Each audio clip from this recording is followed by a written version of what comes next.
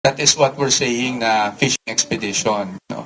Malamang yun na rin ang pinaparating ng ating Vice Presidente. Pangalawa, katulad ng mga issue na nilabas sa kanyang salin, doon sa desisyon ng Supreme Court sa Duterte versus House of Representatives, malinaw na nakasaad doon na ang impeachable offense ay yung mga offense na allegedly na-commit ng impeachable official within his or her term. At malinaw naman doon sa pinakita na karamihan doon sa hinihing documents ay not within his or her, within the term of the Vice President in this case.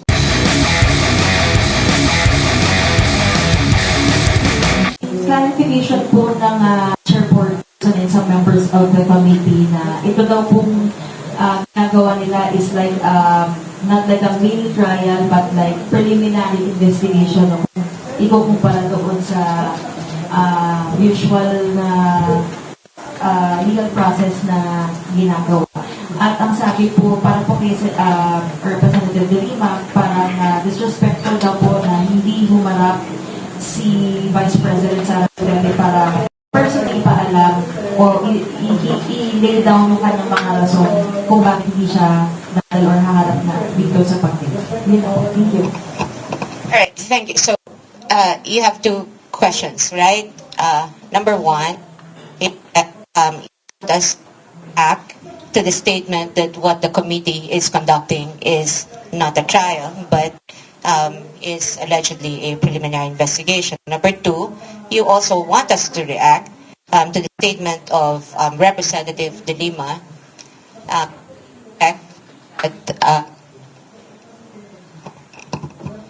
to the effect that the nuance of the response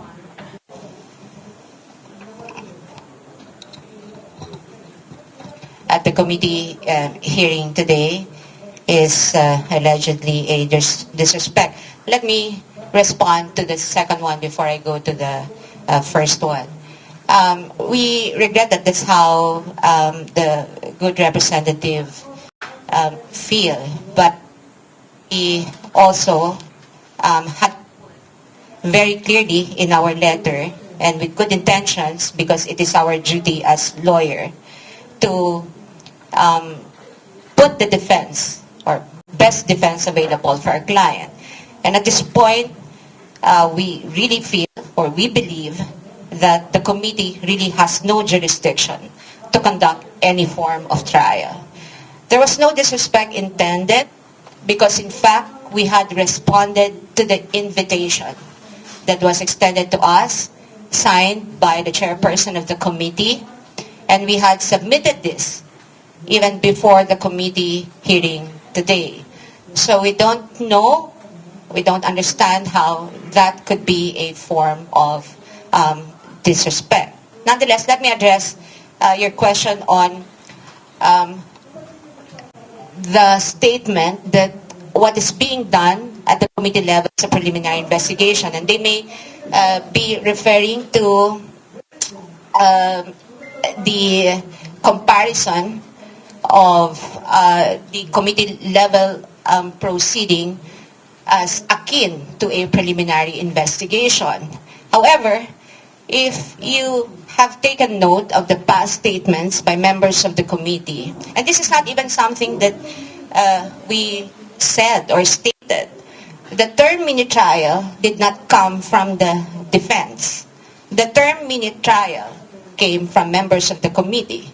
And in fact, you only have to look probably in the internet or search them yourselves to know that there have been statements to this effect that what the committee will do is sort of a mini trial. And so our response to that is, given that the Constitution only vests the power and authority to conduct trial in the Senate, then the House of Representatives or any of its committees cannot do that. And I think this is very clear also in the Duterte ruling, both in the 2025 and 2026 decisions of the Supreme Court, that constitutional parameters with respect to the conduct of the entire impeachment proceedings should always be complied with. Especially given that it's not only a purely political proceeding, it is also a legal proceeding, and therefore must comply with the fundamental law. And what is our fundamental law? Our fundamental law is the Constitution. You don't even have to write it in any contracts or agreements or any rules. It's written in every rules, in every contract. That's how fundamental the objection of the respondent is to the committee proceedings. Good afternoon, Attorney Joseph Veteran po from Manila Police. In asserting the unconstitutionality of the House jurisdiction over the impeachment complaint, what are we trying to achieve here po ba? Are we trying to stop the House hearing? Or have we made any legal move na ipahid po ito? Or it's just a mere position ng defense team? Well, for now, that's really the position of the defense team na unconstitutional yung nangyaring proceedings, di ba? Ngayon, ang tinitingnan natin, ang sinasabi talaga natin dito to simplify things. Sa Constitution, very clear naman yung nakasulat. No? Number one, ang initiation ng impeachment proceedings that belongs to the House. That is exclusive power of the House. We're not contesting that. No? But, pagdating sa trial, that power exclusively belongs to the Senate. Napaka-clear niyan. Kaya ang sinasabi lang namin dito is hindi naman pwede dito sa pag-initiate pa lang ng proceedings nagkakaroon na ng tinatawag na namin na mini trial.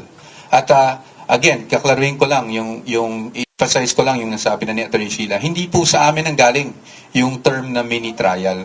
Yan po ay galing sa mga statements, no, ng either Committee on Justice or even other personalities. So hindi po sa amin ang galing yan. That's why we're contesting it. Ngayon, ano ba ang trabaho para sa amin ng Committee on Justice? At least sa aming pananaw. And again, with all due respect, no, to the members of the committee and the committee itself. Ang trabaho po ay to determine, sabi nga nila, kung ito ay iakyat na sa plenaryo at iakyat na eventually sa Senado, hindi ba?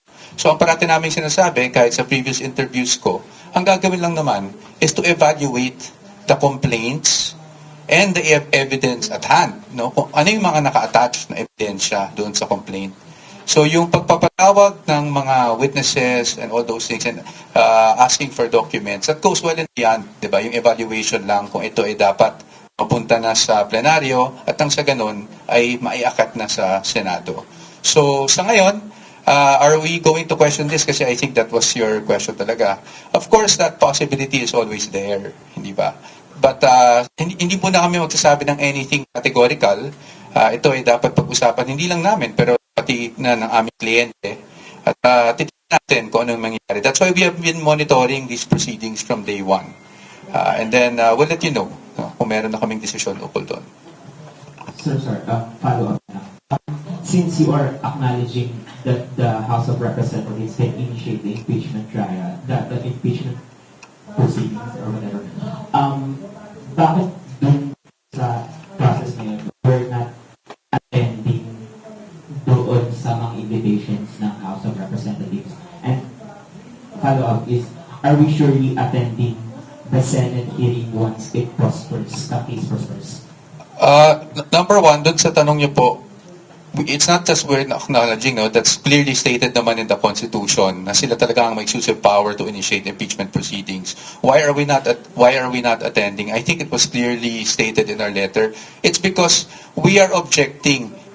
There's a fundamental objection to the proceedings itself because for us this goes well and beyond what is contemplated within initiation of impeachment proceedings.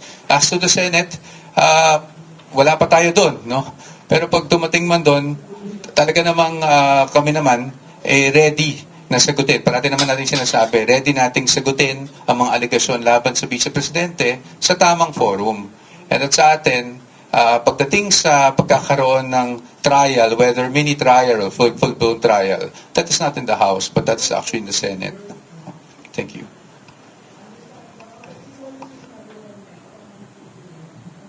Hello, sir. Kanina po ay naglabas ng statement si Vice President Sara Duterte at sinabi nga niya na ang gagawin na pagdinig o ang isinagawang pagdinig kanina ay isang fishing expedition. Pwede po ba natin ipaliwanag to bakit ito nasabi ng President. Well, again, I have to premise my answer with I'm no longer the spokesperson of the Vice President. So napakahirap naman na maglagay ng salita, no? Mag-interpret ng kanyang mga sinasabi. But at least based on our conversations, nakikita naman natin, yun naman talagang posisyon natin when you evaluate these impeachment complaints. The evaluation must solely remain with the complaints and the pieces of evidence attached. Di ba? Ngayon, if you will go beyond the evidence attached and start asking for documents left and right, when our first argument nga, kung matatandaan nyo, is wala man lang ultimate facts yung complaints. No? And then yung mga naka-attach na ebidensya, wala rin naman doon na nagsasabing o nagpapatunay na may krimen na kaagad na nangyari. And so if you go beyond that, that is what we're saying na fishing expedition. No? Malamang yun na rin ang pinaparating ng ating Vice Presidente. Pangalawa, katulad ng mga issue na nilabas sa kanyang salin, doon sa desisyon ng Supreme Court sa Duterte versus House of Representatives, malinaw na nakasaad doon na ang impeachable offense ay yung mga offense na allegedly na-commit ng impeachable official within his or her term. At malinaw naman doon sa pinakita na karamihan doon sa hinihing documents ay not within his or her, within the term of the Vice President in this case. No? So, marahil doon nanggagaling ang ating Vice President.